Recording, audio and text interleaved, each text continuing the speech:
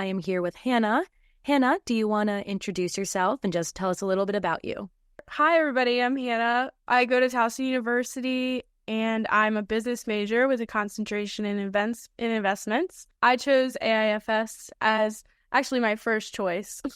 I knew I wanted to study abroad in London, and as I wasn't interning for anything, I had a lot of gen eds I could fill, so I chose their free electives program because they all kind of spoke to what I'm interested in. I did a lot of communications courses, things like that, and it was probably one of the best experiences I've ever had. When I went abroad, I did a lot of free electives too, and I think it's a great way to still take classes but not be super stressed out about them and everything. It was probably one of the most freeing things I've done to not take a finance class during. Yeah, so as you reflect on your education abroad experience, what academic goal did you set for yourself and where is your progress currently? I tried to go into it really with no expectations. I feel like that's the best way to do it, just because even if you have a friend, going to the same place, you're meeting all new people and you're kind of thrown into a brand new environment. So academically, my goal was just to be as successful as possible in just a different place. But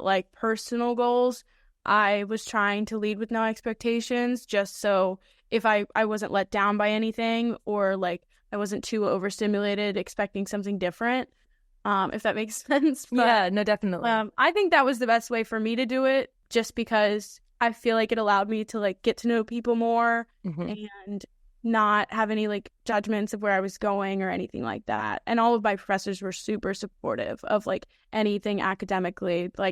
My last day, everybody was like, if you ever need a recommendation for anything, please let me know. And I was like, that's just so nice, because I have dealt with difficult professors before and they were not one of them. Oh, that's great. And I totally agree. I feel like going in with no expectations will just make you have a better overall experience, because then you're not setting yourself up or getting your hopes up for anything. You can just go in and fully embrace whatever the process has to offer. For sure. What is something that you have learned on your program that you may not have if you hadn't studied abroad?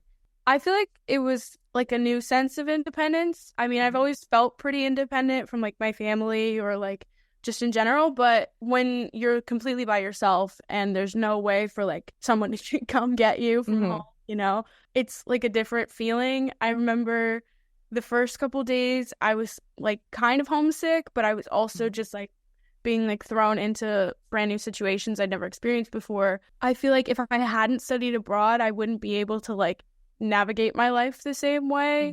I remember when my parents came to visit me, it was probably 2 months into the program, and we were going to lunch somewhere. I had to map everything on the city mapper and everything. I had to do it all, and we were getting on the tube stations and stuff like that. And they were so impressed that I could get from point A to point B without needing any help or asking directions. And I was like, no, I've been doing this for 2 months. And then I realized 3 months ago, I was not able to get from campus to home without mapping it. So I feel like when you absolutely have to do something or else you can't accomplish it, it forces you to get better and better at it. It's just kind of how practice makes perfect kind of thing, but you don't really have that outside help that you have at home or at your school and things like that. It really you can see how far you've come when people visit and you are guiding them around and stuff like that. You're oh, I know how to get around here, when I had no clue a month or so ago. I know. I didn't see anything of it. I was like, this is where I've been living. How do you think exactly class every day? Yeah, so we know that talents and strengths can develop over time as they are applied and practiced. Did you witness any of yours really start to shine abroad or after you returned? At least for me, my classes were pretty small. Since I did the Global Education Center, it was a great place to learn. It just didn't look like a standard college setup. Only people in my classes were people in my program. It wasn't a full campus. It was, I think the biggest class I had was probably 10 people. It was things like that, though, I realized that I actually really like smaller classes. I got to know my classmates a lot more. We all lived together too, so it was just a very comfortable space. Where I started to shine from that was with my public speaking skills. A lot of presentations and projects where we had to stand up and explain things in a way that I'd never done at my school, unless I had taken a public speaking course. You just don't really do that unless it's the end of the year project kind of thing. So I think I got a lot more comfortable with my public speaking skills. And that's something I really like worry about a lot in a presentation setting. Yeah. And everything like that. Everybody gets nervous, but like I'm nervous. Yeah. And I think that studying abroad helped me a lot with that because I got more used to it. And I was able to do it in a space where it wasn't that many people, so I could work my way up to a larger crowd. Yeah. No, yeah, I think that's a great skill to develop, and especially being in like a different setting than you're used to, I think can really help you like put you outside your comfort zone, and that really just helps enhance your skills for sure. So in international education, studying abroad or interning with people from different backgrounds or cultures can present opportunities and challenges.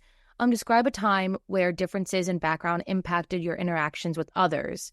Okay, so in London, there's a lot of stigma between British people and Americans, and not necessarily what is stereotyped like in like memes and it's more of like mannerism differences. And I think that is like the biggest drawback of being an American if you're in London, because there's just like such a stigma about like Americans being loud, and we are. I had never realized before. I was told that like we were just known for being loud, and then I would get on public transport with like my friends. We're all from like different states in America, but we're all equally loud. And I was so self-aware, like way more self-aware than I'd ever been before, because I was realizing that all these people are looking right at me because I'm screaming on public transportation. Reason. More of like a mannerism thing was also when you say like thank you for things, or like when you apologize for things that like aren't really your fault. Americans are really apologetic. And I would get told a lot that like, oh, you don't have to be sorry, like nothing happened. And I would just blurt it out because what we do, I guess. And another was, it was instead of saying like thank you for things, you say cheers, like just different language like keywords and things like that. I would get found out for being American very quickly because we just act very differently. And there were certain boroughs of London where it's like majority of the population demographic here is like people from Bengali. So I got to try like a lot of different foods, and it was awesome. Really great. And it's also a lot more accepting of cultures than a lot of people think. I was really nervous because I thought that British people didn't like Americans at all. But some people were like, oh no, we love the US. I never had any run-ins where anybody was like, oh no. That's good. Yeah. The differences just between like cultures and everything really becomes clear when you're in a different setting. So unconscious too, I think. Oh no, exactly. No, totally. Like I kind of had the same experience, like where I was like on public transportation with my friends, and you really do realize how loud you talk when you're in a setting where no one else is, and you're like, oh, we are very loud. Don't make a scene. Like they won't ever say anything about it, but speak volume. Definitely. So how did like green and sustainable lifestyle opportunities like incorporate into your study abroad experience? Like how do you think that you will keep that and continue to practice that now that you're back? I noticed in Europe, like a lot of places that I went to, the bag thing, like having a bag in a grocery store, not do it yourself kind of thing. Self-checkouts like everywhere. There was no like attendance for things. And now I don't go anywhere without like a big bag of bags.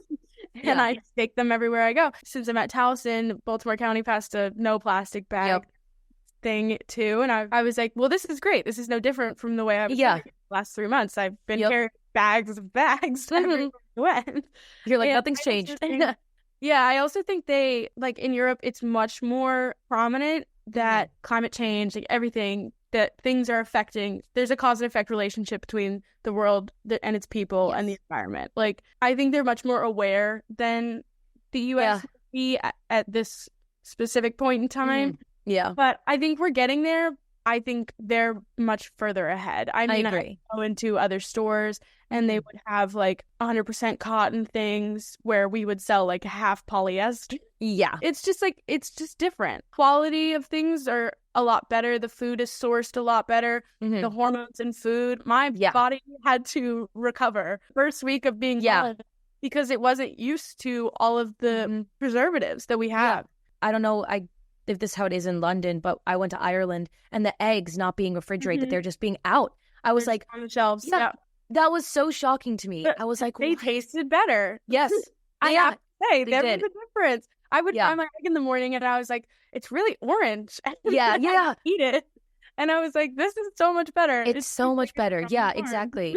That was a big shock for me too. Yeah, Mhm. just the quality of the food truly just Really was is so better. great. Yeah. Even just like produce, like regular Oh my produce, God, yeah. I thought I was getting like the full effect of. I would get like raspberries at the whole Mhm. in the street, or just tasted So way good. better. Yeah. I don't understand I Right? didn't understand at all what the difference was. And the first week I was there, it was like withdrawal of Yeah. the preservatives because No, yeah.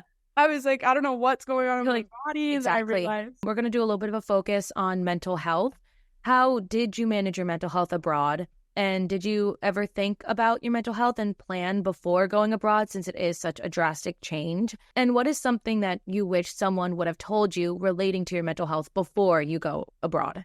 I actually I didn't have like a tough time. I would say it was like a tough first 2 days because when you get there and you don't know anyone, I remember moving into my room and I was like, I regret this. I want to go home. I'm so far away right now. It's blistering hot. Yeah. I haven't made any friends yet. Uh-huh. Anybody in the lobby checking in. Like, Mhm. I just didn't think I could do it. And that's coming from me who was like fully prepared to go. Yeah. I couldn't even imagine how other people were feeling if they were nervous prior to like going to the airport. I just thought, this isn't for me. Like, I should go. I should call someone. But then after, it's really just the people that you surround yourself with. Yeah. I met some of my best friends there, and I met them my first night. The first like 4 hours I was Wow. there, I moved into the wrong room. Like, there was just Oh my like, gosh. Yeah. mixed Yeah. up with my check-in. So I Ugh. was having a tough day, so jet lagged, and I was trying to stay up, and I didn't even make it past 7 p.m. I knocked. Roommates came home, and I had not met any of them yet because I had moved into the wrong store. And I went out with them that night, and from then on, we just did everything together. And I think that it really is just like your environment and the people that you surround yourself with. And whether you like everyone in your program or just a select few people, as long as you keep that company close and you don't go, I mean, you can go places by yourself, but like, as long as you're like keeping in mind like your safety and where you are and knowing what to do, you're fine. You're completely able to do it all by yourself, but you don't have to. You're surrounded by a bunch of people who are able and willing to help you. And those are some of the nicest people I've ever met. And the mind hammock is offered when you are there. It's kind of like a BetterHelp situation, but they promoted it the first day that I was there. Great. If you are feeling like any kind of culture shock or missing home, anything like that, and you don't want to only talk to your family on the phone, you can talk to a professional. And they offered services 24 hours. It was just a great source. I don't think I ever used it, but I know some of my friends did. It doesn't always hit you the first day. It did for me because I felt a little lost. Some of my friends didn't experience that kind of homesickness or like not knowing themselves until about a month in. For me, that's not how it worked out, but for some other people, they used that resource. I thought it was great. I thought it was a perfect option for people who couldn't exactly connect with the people they wanted to. They could connect with someone who could be there for them. Having that resource and knowing that it's available to you right off the bat, definitely it's helpful. Yeah, I remember also like being like really ready to go and getting there, and I felt good that I was able to meet people right off the bat. At least like I like saw other people right away. I mean, the jet lag alone is really bad. I tried to stay up. I stayed up till like 6 or 7. I remember waking up at like 3 a.m. and being like, what is going on? But then I could like call my family back home because it was still like not super late for them and stuff like that. Getting there is really just like shocking right away. I find that with a lot of people, really, you adjust pretty quickly and you just get adapted to it. How did you feel coming back? Did you have like a reverse culture shock when you came back? So I went to a seminar at my school about culture shock before I left. And I was like, I don't want to be like unsuspecting of things. I was thinking that this could be helpful and I want to be prepared. I did not feel any kind of shock. It was kind of more it hadn't sunk in yet. My parents picked me up from the airport and I was so confused. I was so disoriented as to where I was, but that's exactly where I was 3 months ago, like to the date. Nothing had sunk in yet. And then I remember seeing a Wawa driving home and I was like, oh my God, I haven't had Wawa in like almost 4 months. It was just like little things like that. And then seeing all of my friends again, coming back to campus is probably like the biggest change. While I was taking all those classes, it was also, I was just being overstimulated every day by new things and new cultures and going to new places I'd never been before. Coming back to something that seems familiar, I think, is what shocked me more than going to a new place. When you come back, it's so shocking because you're like, wait, literally yesterday or this morning, I was in a totally different country and now I'm back here. And it's like, you didn't even leave. But at the same time, you're like, I just had this amazing experience for the past 3 months. How am I back here? Like, it is such a weird feeling. Like, I remember, just being so disoriented, just being like, where am I? Like, what is going on? I know. So my family, my friends will be like, how's London? And I'll be like, it was great. Now I'm here. Yeah. And you're like, I'm back. It's just different because you're absorbing like all of this information for such a short span of time. But you get so comfortable with it. I remember when I was living in London, it felt like I had been there for years. Like, it just felt like there was no other life. And then I come home. It's people who, like, I've known forever, but they seem so distant from me because I haven't seen them in what felt like forever. You're in your own bubble of, like, studying abroad, and, like, the people you're with, like, that is, like, your bubble. And then you get back and you're like, what just happened? Like, it is such a weird, like, reality check when you get back and you're like, oh, no one knows what I just went through for the past 3 months, but, like, I know. It's such a strange feeling. It's just hard. Plus, the friends that I made, like, they were all just, like, the best friends I had for those 3 months. We do everything together. I never spent a day apart from them.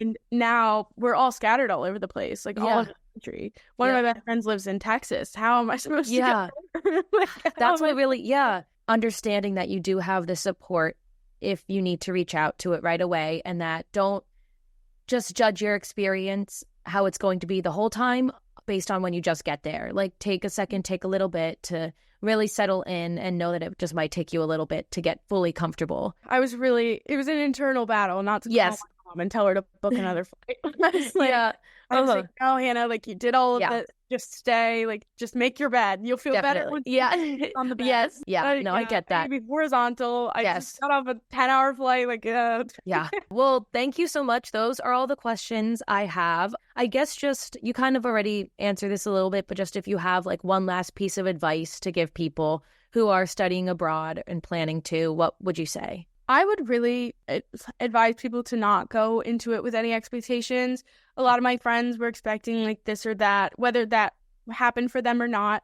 I just think you shouldn't set yourself up to be disappointed in anything. Like, you can't possibly be disappointed. You're being submerged into a whole new world of things. And if you let yourself get held back because of expectations that you set or things you thought that you would experience and haven't yet, it's coming. In studying abroad, you just need to enjoy where you are right now instead of where you want to be. It's important to absorb the time that you're there. It's such a short time. I remember when I came back, I was like, I wish I had done a year. No, I thought the same exact thing. Back for break and I could just hop on back plane. I thought I knew someone in my program who did do a year. And I was so jealous. I was like, oh, I know. I should have. My friend's still there. She was studying in France while I was in London. And I was like, I didn't even know you did a year. She came back, same as me, for Christmas. And then I'm still here. And she hopped right back on a plane. I was like, okay. I think that is great advice. Just take in the experience as a whole. Don't try to set yourself up for any ideas because everything's not going to happen exactly the way you expect it to. And that's a great thing. Like, things will happen that you don't expect and it'll always just turn out for the best and be your own experience. So everything that will happen is meant to happen. Exactly. I don't set myself up to think anything otherwise. My first day there, I was like, this is hard, but it's going to get better tomorrow. There's always tomorrow. It's fine. Exactly. Yeah, definitely. Well, thank you for that piece of advice. I think that is a really good thing to listen to. And just thank you for joining on this interview today. You gave great answers. Thank you for everyone who is watching or listening. Thank you. Thank you.